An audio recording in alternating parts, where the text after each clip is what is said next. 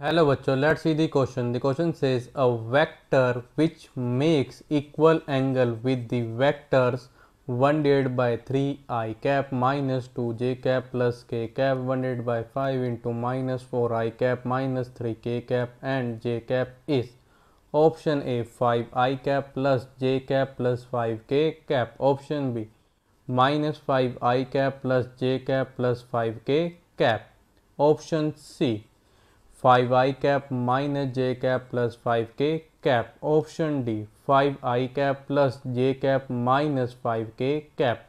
तो हमारे पास गिवन क्या, हमने वो वेक्टर फाइंड करना है जो कि हमारे पास जो तीन गिवन वेक्टर है उनके साथ क्या इक्वल एंगल बनाएगा।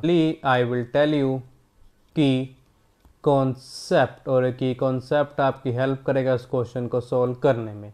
तो फर्स्ट की कॉन्सेप्ट है हमारे पास, if alpha is the angle between alpha हमारे सिचुएशन में एंगल है, अल्फा हमारा एंगल है X vector and Y vector के बीच का एंगल।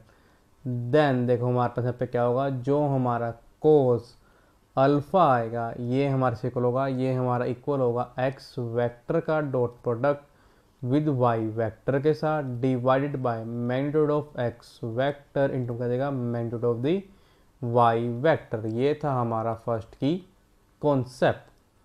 सेकंड की कॉन्सेप्ट है हमारे पास की, इफ अगर हमारा क्या हो कि जो हमारा ए वेक्टर है ये हमारा इक्वल हो, ए वेक्टर यहाँ पे हमारा इक्वल हो ए x I cap plus a Y J cap plus a Z K cap के, तो उनका इंप्लाई करते हैं दिस इंप्लाइज दैट हमारा जो मैग्नीट्यूड आएगा किसका ए वेक्टर का, ये हमारा इक्वल होगा, ये हमारा इक्वल होगा square root of a X square plus a Y square plus a Z square. Let सबसे पहले अगर हम लेट कर लेंगे, क्या लेट कर लेंगे कि जो ए वेक्टर है ये हमारा इक्वल है, ए वेक्टर यहाँ पे हमारा इक्वल है 1 divide by 3 into I cap minus 2 J cap plus 2 K cap के। बी वेक्टर हमारे के equal, B vector is equals to 1 divided by 5 into minus 4 I cap minus 3 K cap. और जो हमारा सी वेक्टर है equal है, ये हमारा इक्वल ले लेंगे इसको हम जे कैप के।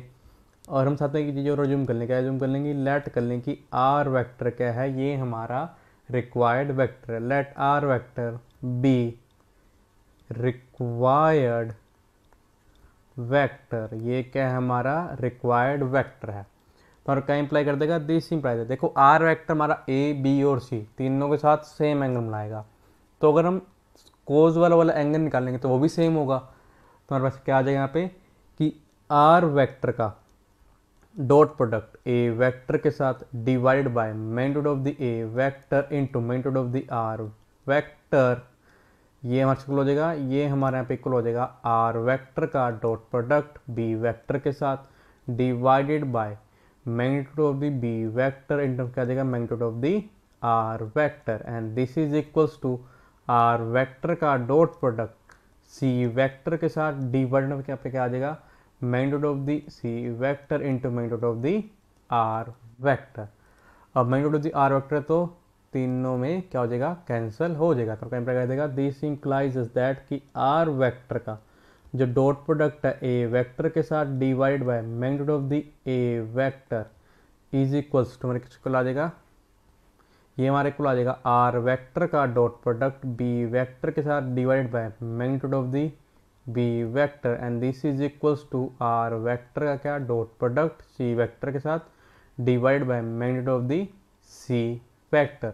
उसको क्या जूम कर लेंगे, इसको जूम कर लेंगे हम अपनी इक्वेशन फर्स्ट। हमारा क्या था ए वेक्टर था, ये हमारा इक्वल था, ये हमारा इक्वल था I cap divided by 3 minus 2 divide by 3 into J cap plus 2 divided by 3 into K cap.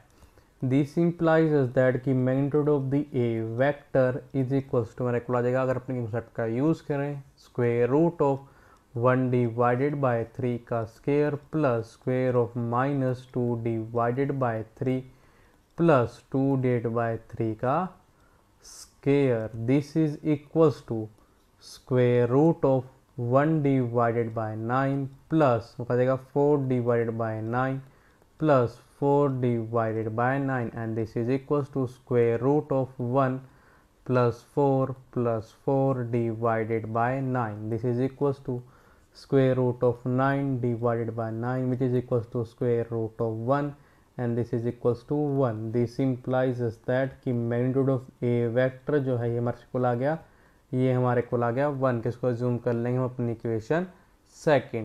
B vector जो था ये हमारे इक्वल था, बी वेक्टर हमारा इक्वल था -4 divided by 5 I cap minus 3 divided by 5 J cap के. This implies that magnitude of the B vector is equals to square root of -4 divided by 5 का square plus square of -3 divided by 5, and this is equals to square root of 16 divided by 25 plus 9 divided by 25, which is equals to square root of 25 divided by 25, and this is equals to square root of 1.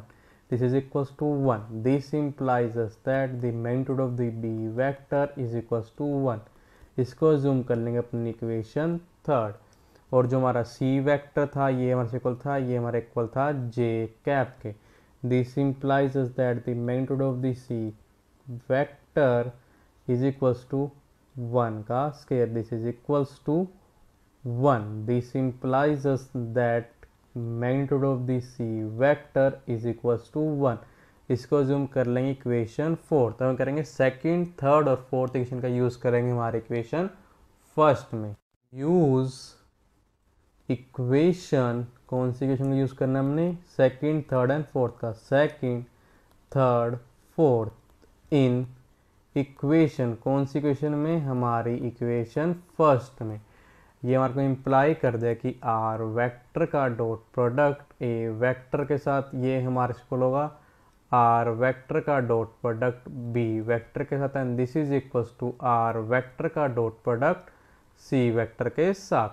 इसको क्या zoom कर लेंगे, इसको zoom कर लेंगे हमारे equation fifth. हम एक चीज लेट करते हैं, क्या लेट कर लेते हैं, लेट कर लेते हैं कि आर वेक्टर जो है ये हमारा इक्वल है X I cap plus Y J cap plus Z K cap from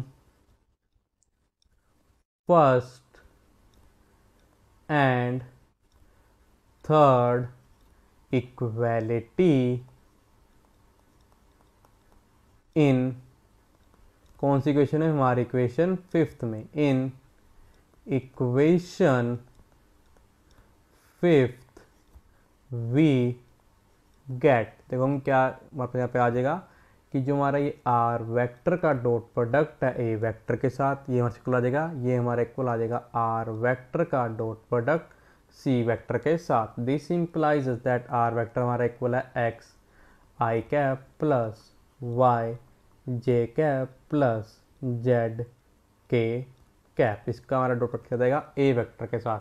A vector हमारा इक्वल था 1 divided by 3 I cap minus 2 divided by 3 J cap plus 2 divided by 3 K cap के, and this is equals to X I cap plus Y J cap plus Z K cap का dot product किसके साथ, जे cap के साथ. This implies, हमको पता है कि आई कैप का डॉट प्रोडक्ट आई कैप के साथ इक्वल होता है 1 के, बट जे एंड के कैप के साथ इक्वल होता है 0. यहाँ पे क्या आ जाएगा, एक्स मल्टीप्लाई 1 डिवाइडेड बाई 3 आ जाएगा एक्स डिवाइडेड बाय 3. और जे कैप का डॉट प्रोडक्ट जे कैप के साथ इक्वल तो होता है 1 के, बट आई एंड के साथ अगर करेंगे और इक्वल होता है वो 0 के. यहाँ पे क्या आ जाएगा, वाई मल्टीप्लाई -2 डिवाइडेड बाय 3 आ जाएगा -2y डिवाइडेड बाय 3. ऐसी के कैप का डॉट प्रोडक्ट के कैप के साथ इक्वल होता है 1 के, बट आई एंड जे के साथ किसके इक्वल होता है, वो होता है 0। यहाँ पे क्या आ जाएगा, जेड मल्टीप्लाई 2 डिवाइडेड बाई 3 आ जाएगा 2z divided by 3 and this is equals to, अगर वही सेम हम यहाँ पे इसको अप्लाई कर लेंगे तो हमें क्या आ जाएगा, सिर्फ y आएगा।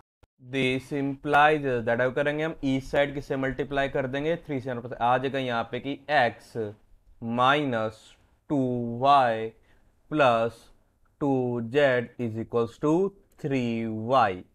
This implies that x minus 2y plus 2z minus 3y is equals to 0।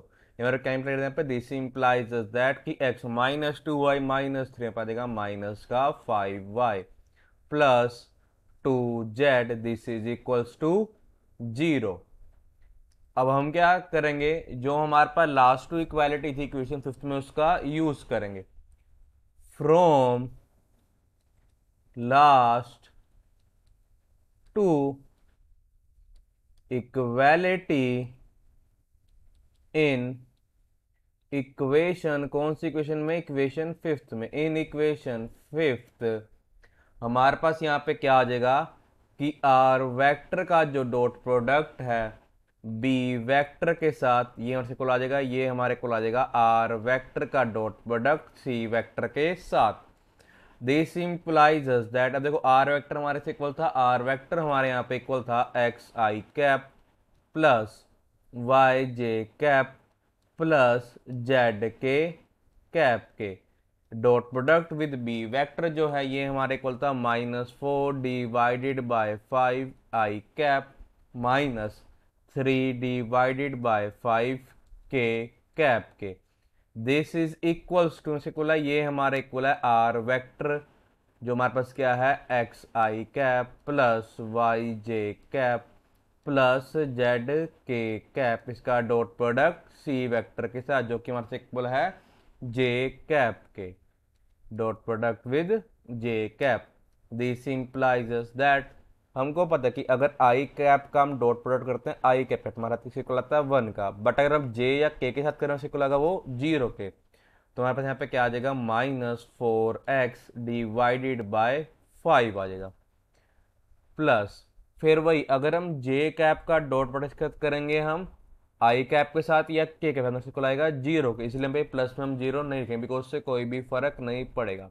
फिर हम के कैप का अगर डॉट प्रोडक्ट करते हैं आई कैप से को लगा 0 के, अगर हम के कैप का डॉट प्रोडक्ट करते हैं के कैप से लगा वो 1 के, तो हमारे पे क्या आ जाएगा -3z divided by 5 which is equals to, similar यहाँ पे क्या जाएगा हमारे पास y आ जाएगा। अब हम क्या करेंगे, यहाँ पे ईच साइड मल्टीप्लाई किससे कर देंगे -5 से। This implies that 4x plus 3z is equals to -5y. This implies that 4x plus 5y plus 3z is equals to 0. Thus we get, देखो हमारा पे क्या है, हमारा दो इक्वेशन आ गई। फर्स्ट यहाँ पे इक्वेशन क्या आई कि x minus 5y plus 2z जो है ये हमारा इक्वल है 0 के, एंड जो पे सेकेंड वाली इक्वेशन यहाँ पे क्या आई वो हमारा है कि 4x plus 5y plus 3z ये हमारा इक्वल है, ये हमारा इक्वल है 0 के। अब हम करेंगे इन दोनों इक्वेशंस को सोल्व करेंगे।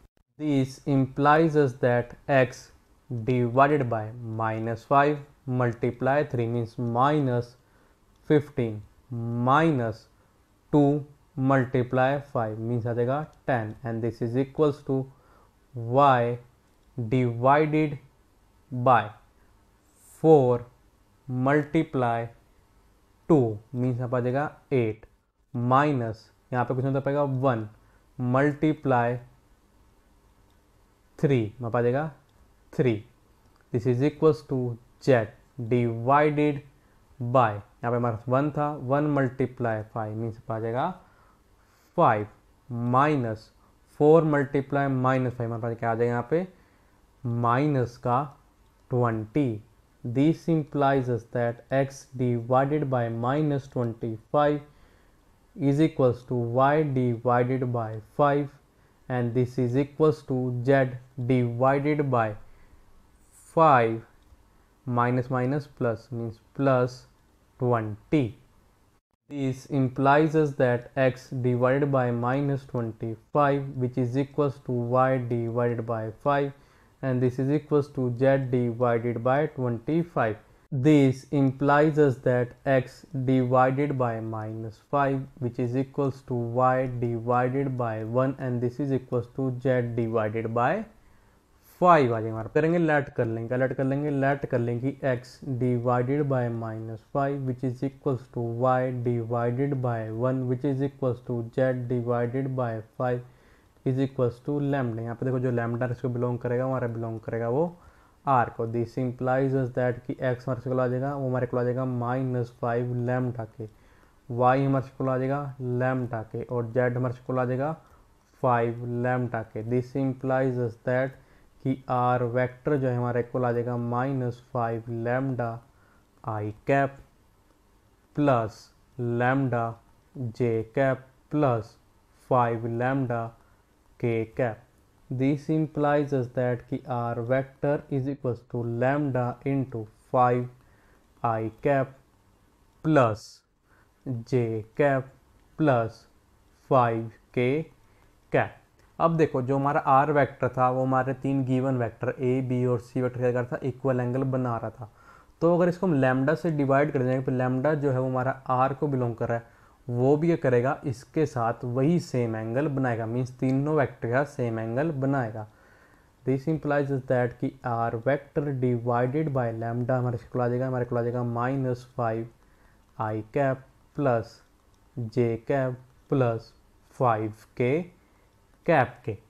एज देखो हमारा कहता है कि R vector makes equal angle with किसके साथ, ए वेक्टर बी वेक्टर और सी वेक्टर के साथ, with A vector B vector and C vector, means जो हमारे 3 गिवन वेक्टर हैं उनके साथ। एज देखो लैम्डा हमारे से बिलोंग कर रहा था आर को, तो क्या इंप्लाई कर देगा, दिस इंप्लाइज दैट कि R vector divided by lambda भी हमारा सेम एंगल बनाएगा इन तीनों के साथ। मेक्स इक्वल एंगल विद किसके साथ, A vector B vector and C vector के साथ। तो आर का इंप्लाई कर देगा, this implies us that R vector divided by जो लैम्डा था ये हमारे को आया था, ये हमारे को आया था -5 I cap plus J cap plus 5 K cap के। Makes equal angle with given 3 vector, क्योंकि ए बी सी हमारे क्या थे, गिवन 3 वेक्टर थे, विद गिवन 3 वेक्टर्स। इसका मतलब देखो हमारे यहाँ पे क्या आ गया कि जो हमारा ऑप्शन बी है वो हमारा करेक्ट ऑप्शन है। So the final answer is option B is correct option. I hope you understood it well. All the best. Thank you.